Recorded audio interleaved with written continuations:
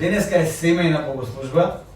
Јас секој се радувам за овие богослужби затоа што се посебни.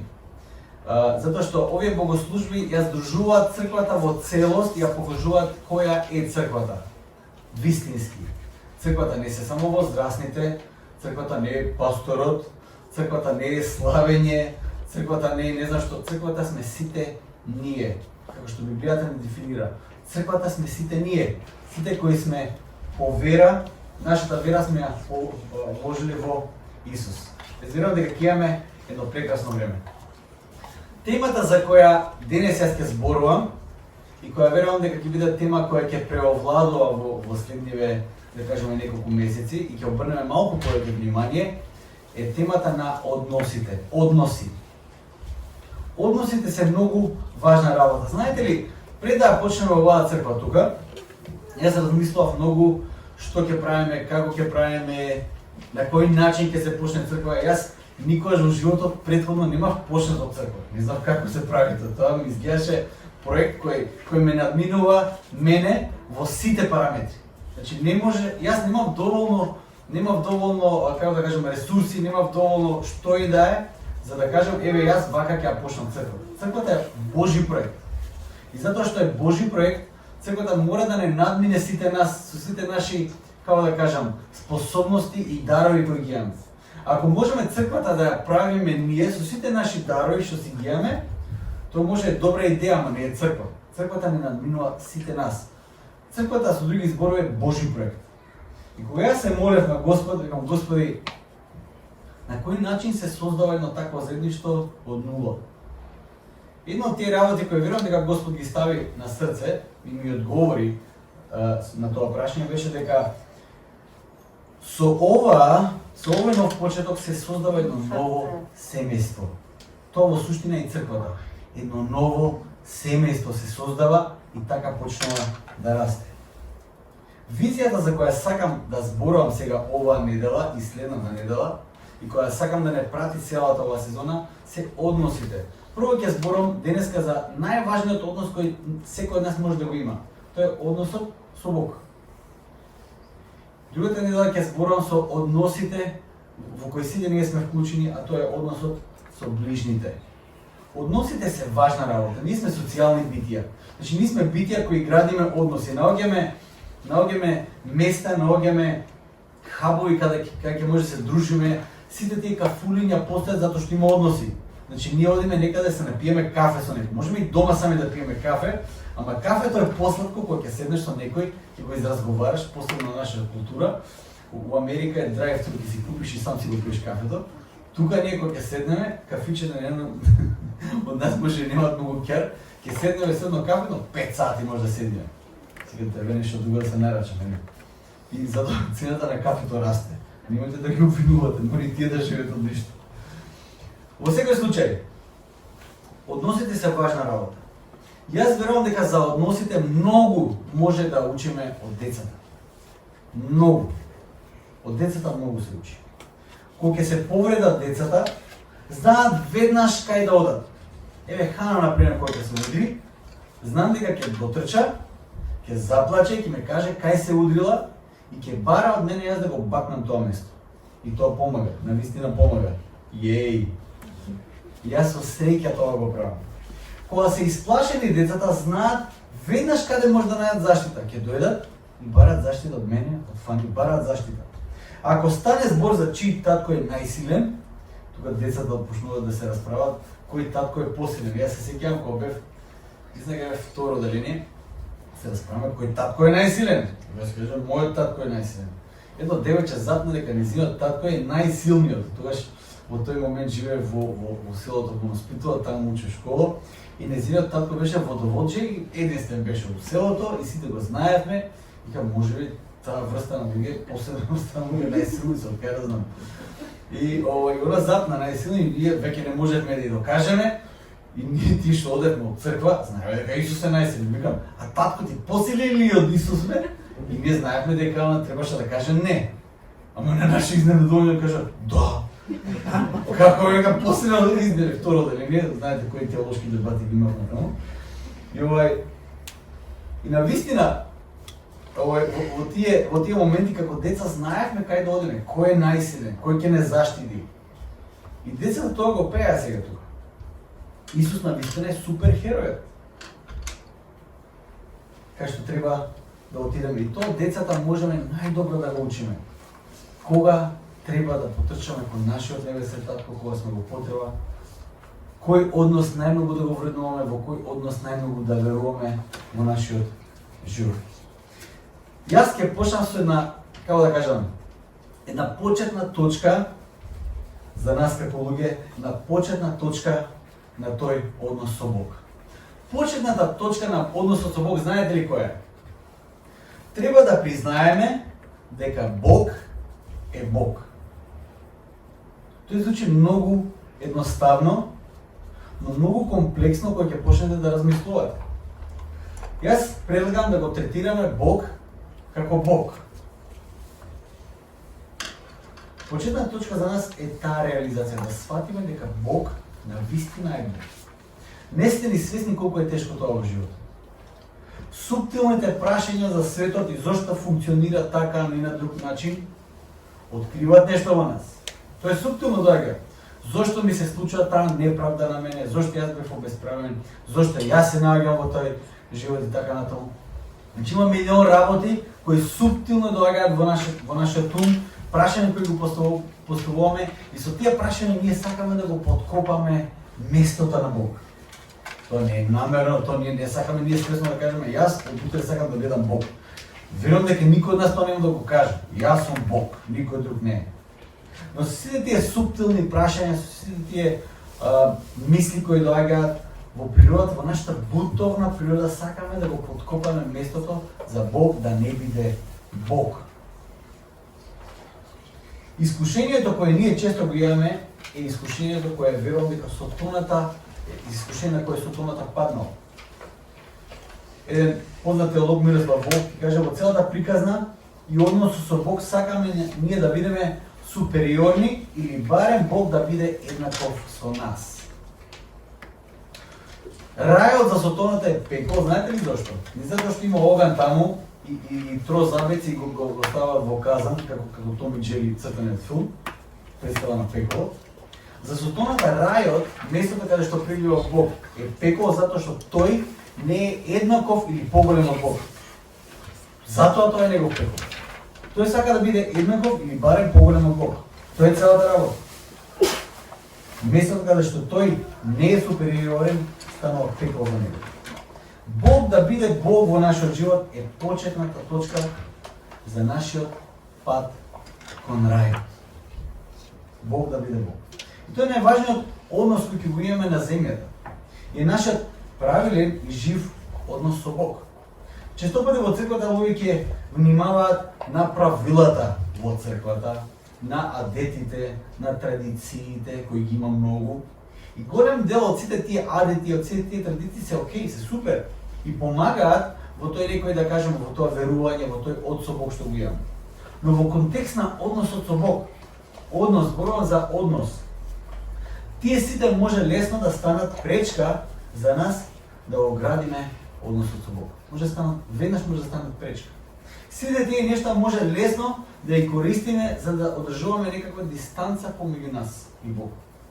Пример, некаква историја што имаме во црквата. Тоа може да стане пречка за нас. Јас имам искуство, јас знам како е да се биде во црква, јас знам верата, ги знам верните, знам све што е во црквата. Тоа може да стане за нас пречка за да оградиме вистински односот со Бог. Самото сведоштво кое ги го имаме во нашиот живот ќе кажеме ти мене ќе ми кажеш. Јас што све сум поминал. И така креираме дистанца помеѓу нас и Бог. Ако веќе го прифаќаме Бог да биде Бог, тогаш да видиме каков е Бог, во каков Бог ние веруваме и каков сака тој да биде спознаен од нас. Само ако ние го спознаваме Бог преку неговиот збор, преку Библијата, ние ќе знаеме каков на вистина е Бог и ќе видиме колку е важен неговиот однос со нас. Ќе знаеме и како да го градиме тој однос со него. Ќе знаеме кои нешта му се значајни на Бог. Многу работи ќе спознаеме ако седнеме и ја читаме Библијата. Прва работа која која научив кога почнав да студирам теологија беше дека Бог сака да биде спознаен. Првата причина зашто ние разговараме сега воопшто за Бог е затоа што тој одлучил да се објави. Затоа што тој одлучил да се објави на човекот, затоа сега ние разговараме за Бог. Бог цело време, ако читате библиската приказна внимателно, Бог цело време повикува индивидуалци и цела нација за да може да биде спознаен од сите луѓе на земјата. Во почетокот Бог ќе го повика Авраам. И кој ветувањето кој Бог има за Авраам? Бог кажува дека ќе биде Авраам, ќе биде благослов за кој? За многу народи. За сите фамилии, вака го преведам буквално. Вика, ќе бидеш благослов за сите фамилии во светот. Тоа е повикот на Авраам. Бог не го повикува и сега станува, како да кажем, ограничен само за Авраам. Поентата е целиот свет. Кога Бог го повикува Мојсей, Бог го повикува Мојсей да гради однос со Мојсей на пријателство со него, за да може преку тој однос тој да гради суштински однос со цела една нација Израел, кој однос треба да биде повторно за благослов на целата земја и на сите народи. Господ има секогаш една глобална визија да го за целото создание, да го спознае него. Бог сака да биде спознаен и тој сака да се случи тоа преку односот со него. Затоа тој така пристапува. Бог гради однос со неговите луѓе кои ги повикува и со нацијата која одбира или со луѓето кои ги повикува да бидат дел од неговиот народ. Затоа тој повикува индивидуалци, повикува различни заедници, затоа тој го повикал Израел во еден момент, затоа го пратил својот син Исус, затоа ги повикал апостолите, затоа е отпушена црквата, затоа е оставена запишана традиција на неговиот збор Библијата. Бог сака да биде спознаен и тоа да се случува во контекстот на еден жив однос со него. Уште еднаш го кажам однос, можеби ќе ви досадам и ќе ми погребат. Односот е толку клучна и базична состојка на односот со Бог. По прашање на Бог и спознавањето на Бог и не постои друг начин освен начинот на преку односи. Кога зборуваме за спознавање на Бог, вистински да го спознаеме, не зборуваме за некакво академско спознавање на Бог, да го ставиме сега Бог во некој силабус или во некоја книга, да прочитаме и да научиме кој е Бог. Зборувам за можноста да се гради лично и интимно заедништво со Бог. Исус јасно кажа дека тоа е во суштина и суштината на вечниот живот. Во 17 глава Јован, Исус ќе каже вака: ова е вечен живот. Се може би имате некоја слика за што значи вечен живот, или си сакаме вечен живот. Спасение вечен живот.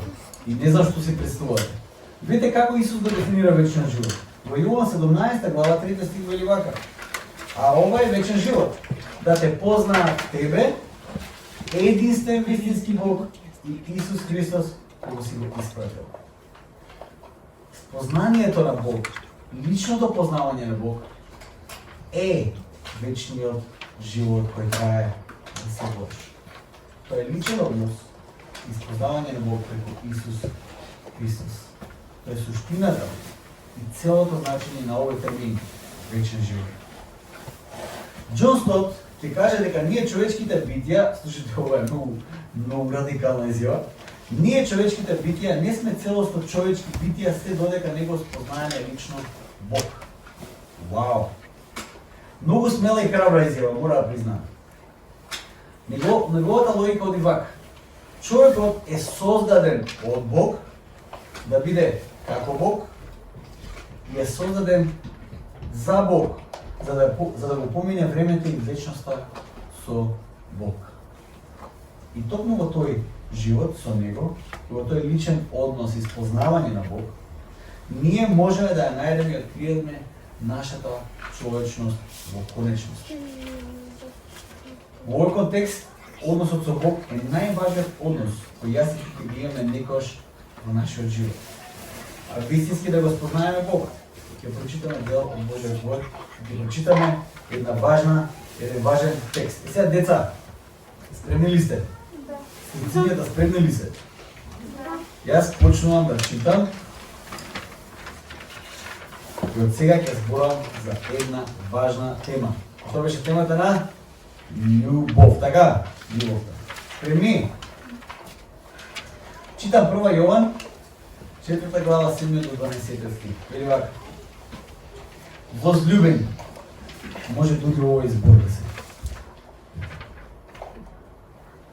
Да се љубиме еден со друг.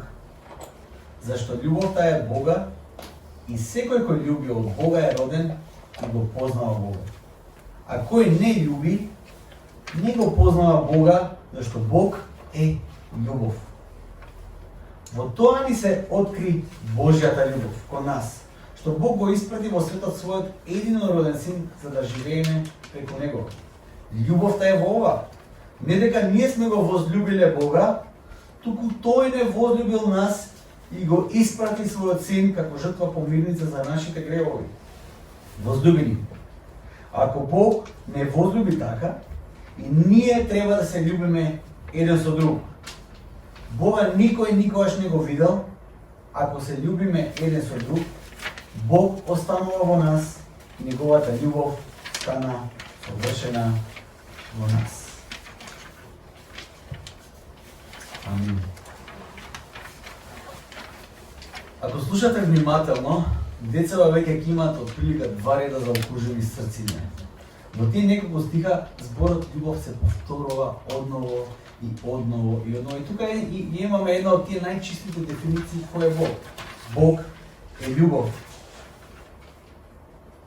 Овој текст убаво објаснува што значи да се познава Бог. Да се познава Бог значи да се знае дека Бог е љубов.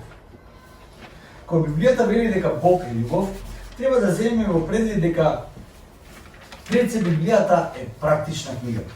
Знаете, Библијата не е филозофска книга. Кога во Библијата пишува дека Бог е љубов, Библијата тоа не го кажува или објаснува филозофски зошто Бог е љубов, како Бог е љубов, кога Бог е љубов. Не ги одговара тие прашања. Библијата, да кажеме, ние денес филозофски и ќе се обидеме да ги одговориме тие прашања. Чека, како Бог може да биде љубов пред создавањето, пред самото создавање, кога тоа е екзистирал сам за себе, сам со себе кога екзистирал. И сега ние филозофски ќе влеземе во тие расправи за тројството и така натаму. Но знаете ли што? Библијата не ги одговара тие прашања. Не се ни обидува, а не ни сака да ги одговори тие прашања. Затоа што Библијата е многу практична книга. Многу практична книга. Џон Стот ќе каже дека најголемиот шок за него во овој текст е дека Јован својата дефиниција за Бог дека е љубов воопшто не ја ни објаснува. Ниту ја разработува понатаму во текстот. Тој само го става тоа, Бог е љубов и продолжува понатаму, не го објаснува тоа. Тука ја користи таа изјава како основа за апел, за барање или молба за делување на љубов кон еден кон друг. Тој не е заинтересиран за никакво спознавање на Бог кој нема да предизвика љубов еден према друг. Целта на Јован овде не е да не убеди дека Бог е љубов, туку затоа што Бог е љубов, тогаш ние мораме да се љубиме еден со друг. Има една важна работа која мора да ја знаеме за односите. Односот со Бог, нашето верување, нашата поставеност према Бог, ќе ги дефинира сите други односи во нашиот живот. Тоа што ние, како ние ќе се поставиме кон трансцендентното битие кое ние веруваме дека постои, трансцендентното битие во нашиот контекст е Бог. Тоа може за некој да биде успехот, славата, парите, за кои, значи, различни форми на трансцендентност може да постојат, луѓе да ги величаат, но односот кон тоа трансцендентно битие и односот со Бог ги дефинира сите други односи во нашиот живот. Например, ако некој најмногу ги вреднува парите, пример, сите односи ќе бидат дефинирани според тоа негово верување. Ќе пресметува колку треба да потроши за поклон, многу ќе пресметува. Ќе пресметува дали треба да оди таму на роден ден, на тој затоа што ќе треба да купува поклон. Ќе пресметува многу нешта. Ако парите се Богот во неговиот живот многу ќе внимава на тие работи. Ако за некој успехот, ќе види со кој се дружи, славата кој ќе види со кој се дружи, дали од тој однос сега он ќе добие на кредибилитет, ќе биде малце попознат и така натаму. Сам да кажам, од тоа што ние го веруваме за Бог, зависат и односот со Бог, зависат сите други односи во нашиот живот.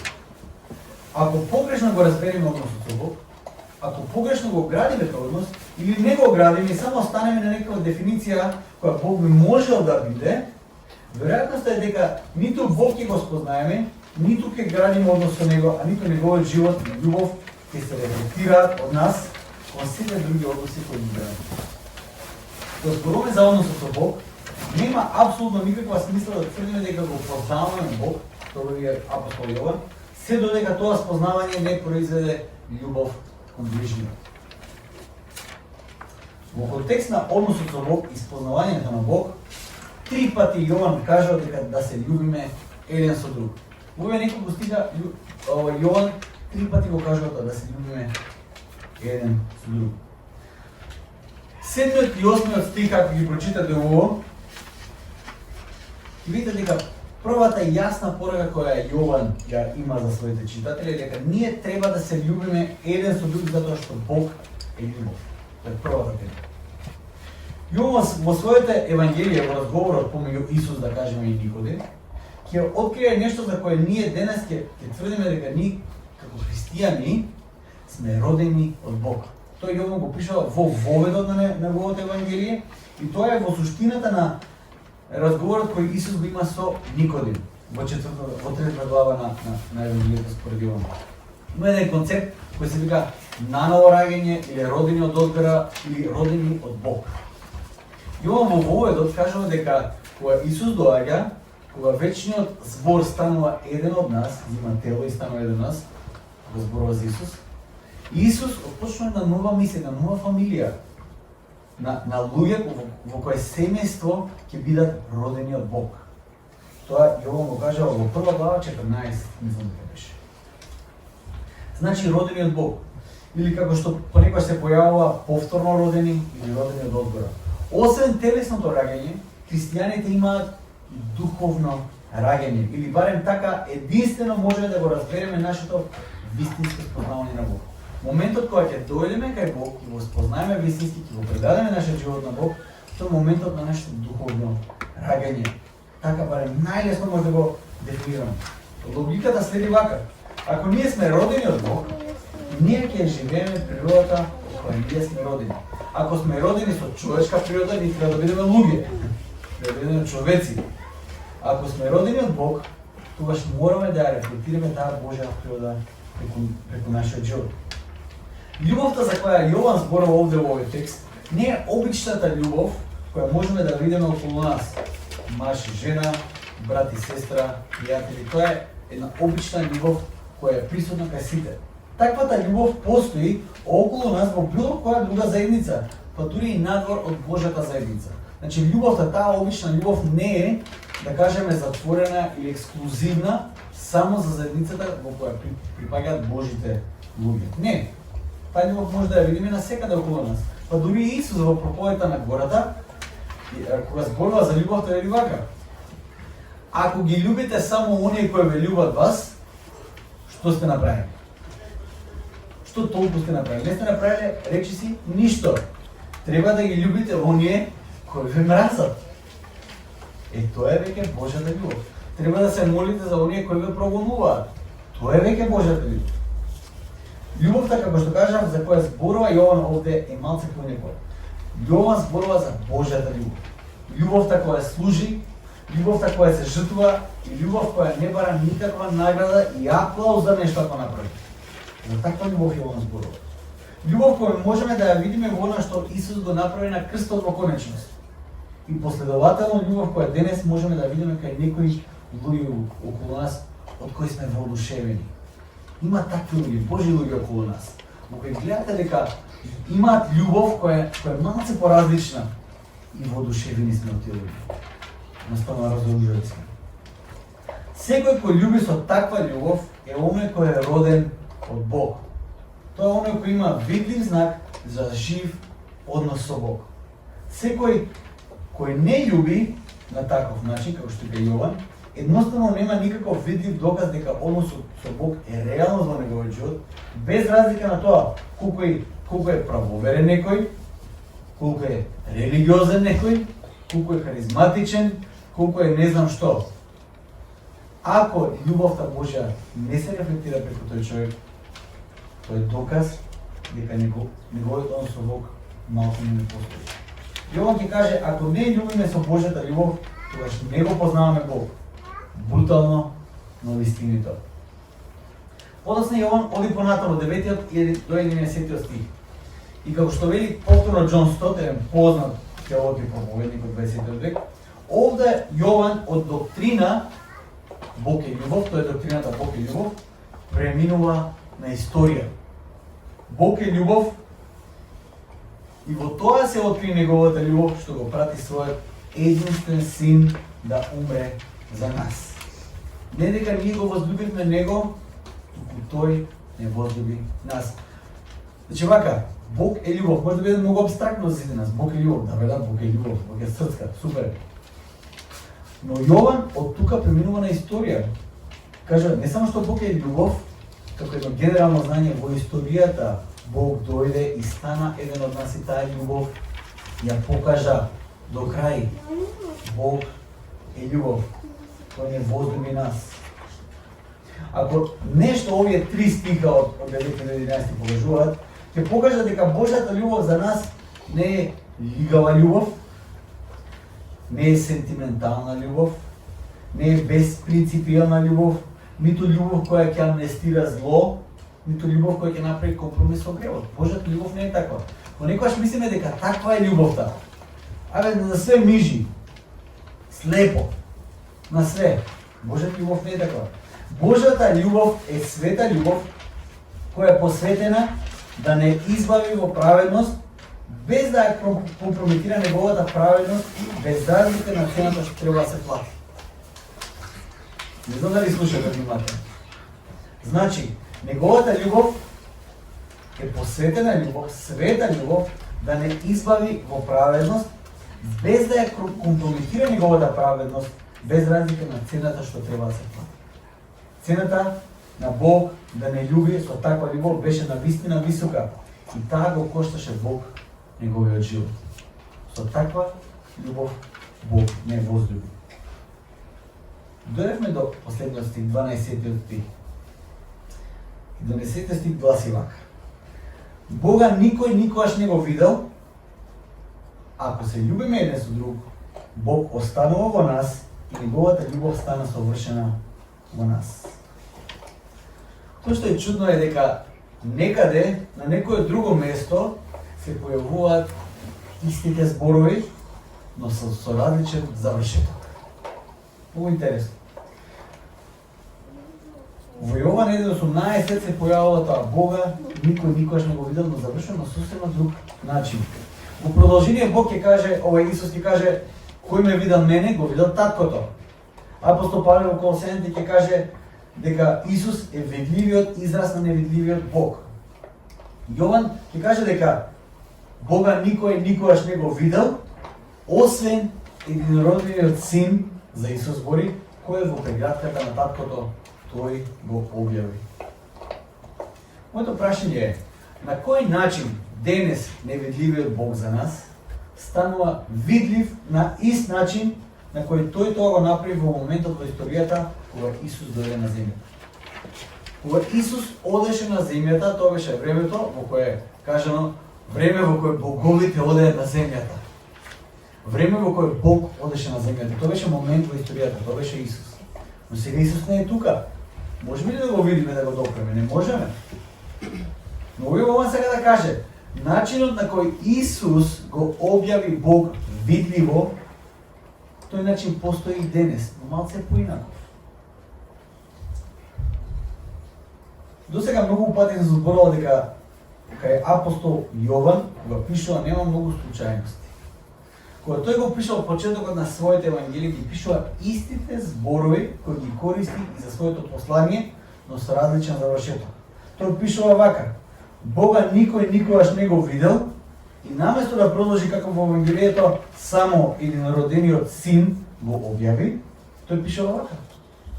Бога никој никогаш не го видел, запирка, а ако се љубиме еден со друг, Бог останува во нас, Бог се објавува преку нас. Колку јака изјава е таа.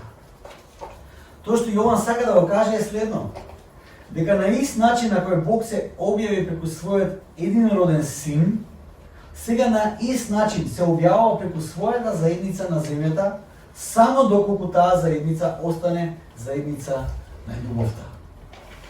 Невидливиот Бог станува видлив преку својата заедница на земјата, само доколку неговата заедница на земјата го познава и е заедница на љубов. Така Бог станува многу видлив.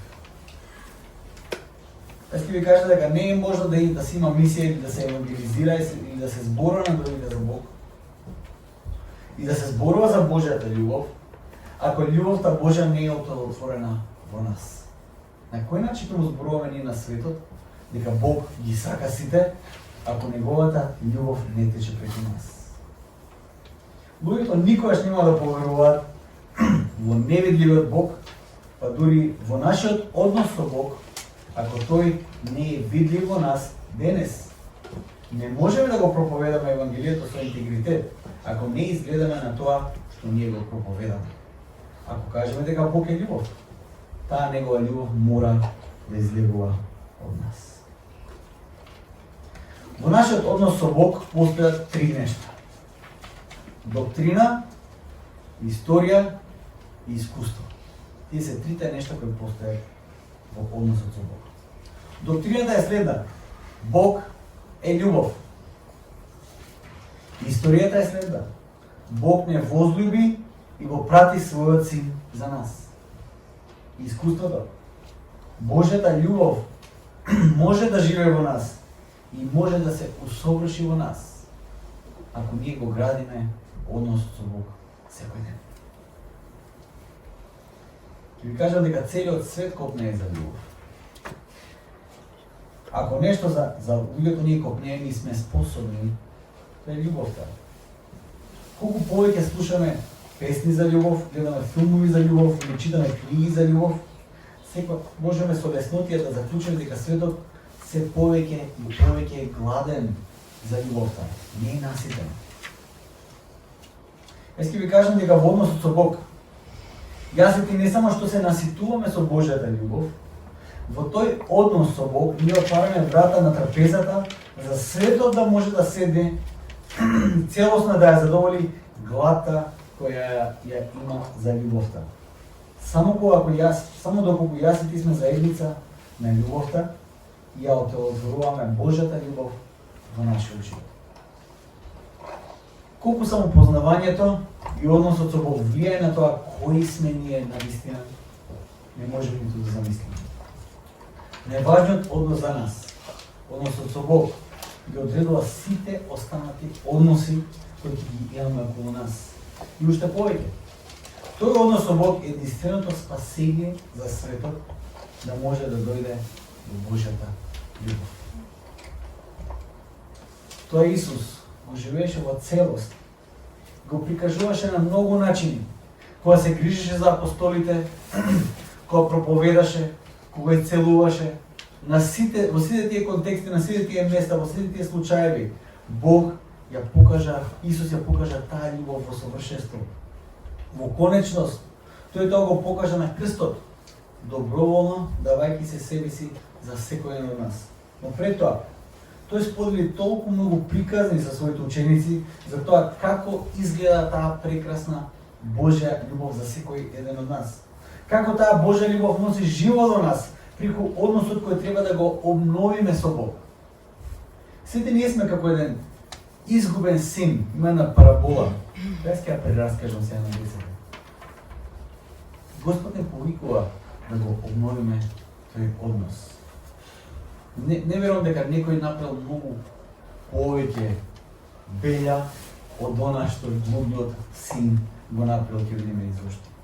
Како тој однос со Бог носи надеж за целиот свет, можеме да го видиме во оваа парабола. Сега ќе прочитам едно од најинтересните приказни кои Исус ги кажа и со тоа ќе завршиме оваа семејна богослужба. Дали се спремни за приказна? Деца? Спремни за приказна? Ајде да завршиме оваа богослужба со една прекрасна приказна.